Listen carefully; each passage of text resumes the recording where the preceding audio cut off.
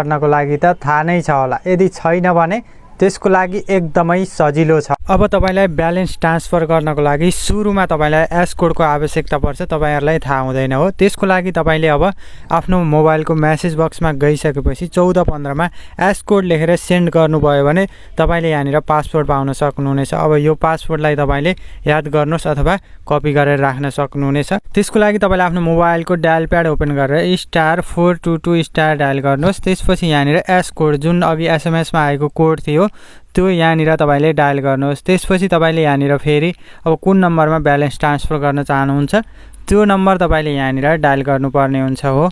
मैले भने यो रङ नम्बर डायल गरिरहेको छु। अब त्यसपछि तपाईले फेरि स्टार गर्नुहोस् र अनि यहाँनिर कति ब्यालेन्स तपाईले सेन्ड गर्न चाहनुहुन्छ पठाउन चाहनुहुन्छ हो। अब तपाईले यहाँनिर ब्यालेन्स कति पठाउने त्यो डायल गर्नुपर्ने हुन्छ। त्यसपछि हाई डायल गर्नुहोस्। हाई डायल गरिसकेपछि कलिङ गर्नुभयो भने ब्यालेन्स ट्रान्सफर हुन्छ। यसरी तपाईले एनटीसीबाट एनटीसीमा पनि ब्यालेन्स ट्रान्सफर गर्न सक्नुहुनेछ। तपाईहरुलाई एनटीसीबाट एनटीसीमा ब्यालेन्स ट्रान्सफर गर्ने